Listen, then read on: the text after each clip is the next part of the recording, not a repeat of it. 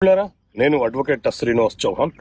మిత్రులారా, ఒక కేసులోని విషయం ఏంటి అంటే భార్యాభర్తలు ఇద్దరు కూడా ప్రొఫెషనల్గా ఒక మంచి యూనివర్సిటీలో సెటిల్ అయ్యారు. అయితే భర్త చెడు అలవాట్లు తిరిగి ఎయిడ్స్ వ్యాధి సంక్రమింపచేసుకున్నాడు. సో కొన్ని రోజుల తర్వాత భార్యకు ఆ విషయం తెలిసింది.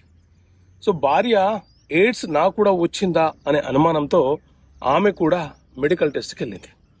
కానీ ఆమెకు అదృష్టవశాత్తు ఎయిడ్స్ సంక్రమించలేదు. కానీ ఆ భార్య అతనితో కలిసి జీవించడానికి ఇష్టపడటం లేదు. సో ఈ కారణంతో భార్య విడాకులు తీసుకునే అవకాశం ఉంటుందా? సో మిత్రులారా, మన దేశంలో ఉన్న హిందూ మ్యారేజ్ యాక్ట్ ప్రకారంగా ఎవరైనా భార్యాభర్తలు విడాకులు తీసుకోవాలంటే కొన్ని కారణాలను చూపించాలి. అందులో కొన్ని ఏంటి అంటే, ఒకటి, భార్య లేకపోతే భర్త మానసికంగా శారీరకంగా వేధిస్తున్నట్లు మనం ప్రూఫ్ చేయగలిగితే విడాకులు కోరవచ్చు. దాన్నే క్రుయాలిటీ అని అంటారు.